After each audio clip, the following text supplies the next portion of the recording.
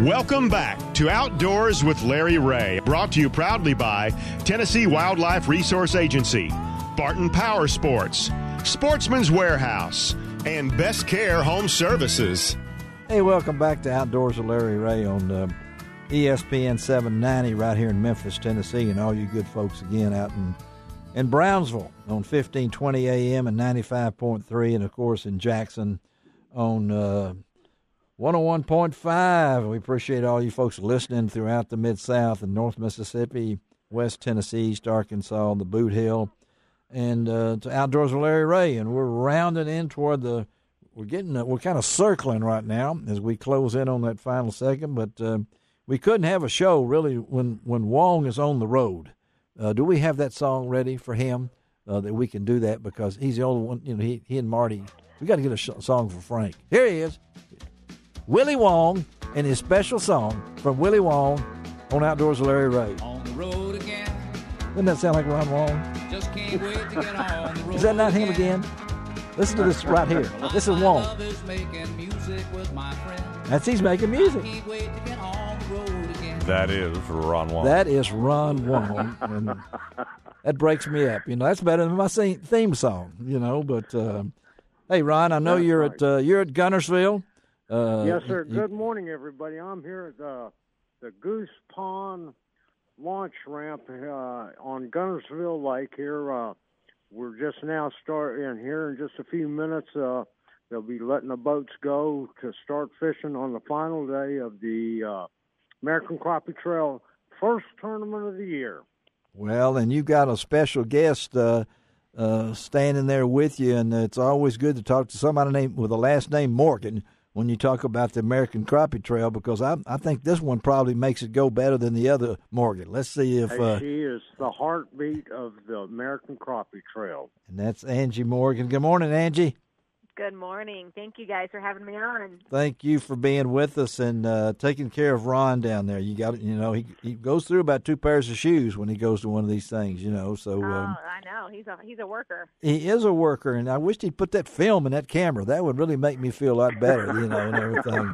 Hey, talk about it, Angie, from your side. This is the first tournament of the year. But there's another big one coming up not too long from now. So talk about the schedule here. Absolutely, yeah. We're at our first qualifier of the year here in Guntersville, and we're excited for Championship Saturday. We're predicting it's going to take another 14 pounds today to walk away with that new Ranger boat. Yes. And then our next stop is going to be our national championship at Lake D'Arbonne for 2018. Now, it's a little different. Most people have theirs later in the year. We're switching it up. We're moving our 2018 national championship to the spring, and we're doing a 3-day tournament with a cut at each day. So at the end of day 1, we're going to cut the field from 100 to 50. At the end of day 2, that 50 is going to 25. So our top 25 are going to be fishing for that national championship. Well, Ron knows I just love to say the name, that lake in Louisiana, because it makes me think of red beans and rice. Well, there's going to be some of that, and Larry, you should come down. Oh, Lake D'Arbonne. It just about has 6 hours away from Memphis. Well, yeah. Then there's 12 hours. You got to come back. So Ron, of course, he makes it quicker than I do. But talk about Guntersville, Ron. Before we go back to Angie a little bit, as a crappie. Everybody, and I'm one of those that's guilty of this. A lot of places, it's a designation for a certain species. And a lot of folks think, well, Guntersville, they think what? They think bass. They do think bass. So talk about that. Lake Guntersville is a 67,000-acre lake. That's bigger. That's bigger than that land you got in River. Mississippi. That's bigger than that farm you got in Mississippi. I mean, right. It's very famous for its bass fishing. Yep. It is one of the top. It's in the top 10 bass lakes in the U.S. It is. Yeah. And it's still going very, very strong. However, because it is a Tennessee River impoundment, yeah, it has a tremendous crappie population. And from what I understand and talking with the guys, they have been catching some really good crappie. I'm talking 1.5 pound crappie. Okay. And doing it just much like they would on some of the other Tennessee River lakes. They're using double minnow rigs, anywhere from 8 to 10, 12 feet down over deeper water. Yeah. Some of them are just using a straight jig on their spider rigs, tipped with a minnow and catching them. But, it's really good to get the season kicked off here. And this lake right now, the water temperatures in the high 40s to the low 50s, depending what part of the lake you're on. Of course, we've had a cold front move through here, and it's rained yesterday and the day before, but it doesn't seem to bother them. They'll find them. They know how to find them, and I know I got to ask Angie this.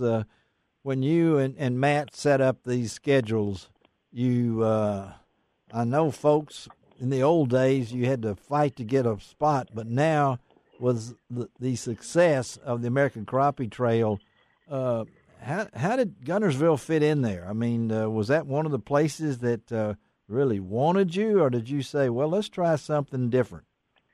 Well, I know that my husband grew up fishing Guntersville with his grandpa, so it has a. There you go. I thought there was a connection. History here. Yeah, there's a connection there.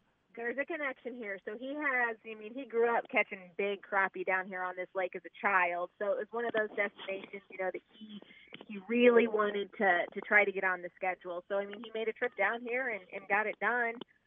So we're just super excited to be here. And I know a lot of our anglers are excited to be here fishing. To my understanding, there's not been a lot of crappie tournaments on this trail. So these guys are excited. Some of our best anglers are saying, they haven't been here in years, and they've been catching some real big crappie out there in practice this week. Well, I know it's now a real jewel when you're able to land one of these tournaments, isn't it, Ron? Because the area prospers from this because you guys, they know how to put on a show, and at the same time, you have a chance to really rub shoulders, as we've said many times, with the big names in crappie fishing. No, absolutely.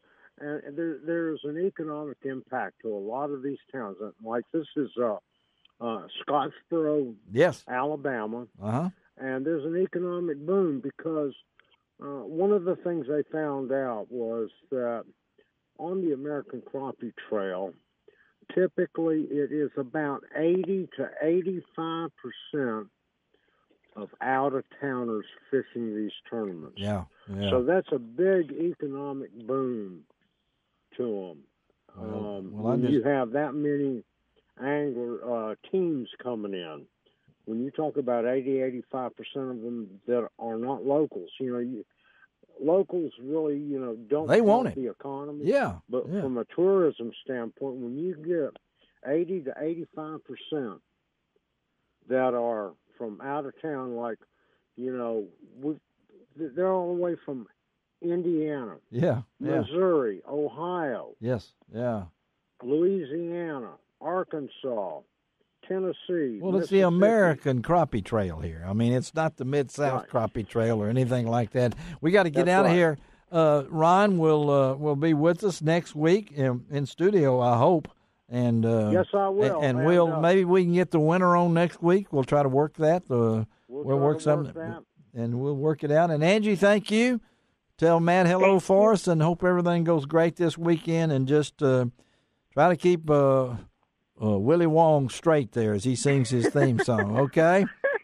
Thank you very much, guys. All right, let's take a break now and come back. And one thing that I didn't think of before we leave.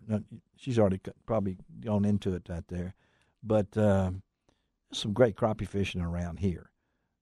And some of the best. Some of the best, isn't it? And not too far from where you have a business. And you know Horseshoe as well as anybody there. I don't know if well as some, but I've been on it a few times. You've been on it a few times, haven't you? Yeah. And it is crappie fishing. Fine crappie fishing on Horseshoe Lake. What about the river? I wondered about the river. Has really jumped up. Now, you have to cross that river a few times and things like that, and folks in Truman are having a rough time with all this rain we have. What have you heard about? Is your duck blind still there is what I want to know. Huh? No, we're fine with water. Okay. I just wanted to make sure that you were okay. Of course, you have the equipment. I saw something on the other night on that one of those channels, and this guy was building a cabin. I know I got to get building a cabin in Alaska, in this in no middle of nowhere. You know what he was using to get to that place? He had to go under a pipe and all this kind. Guess what he was driving? What? One of those tracker things that you got with the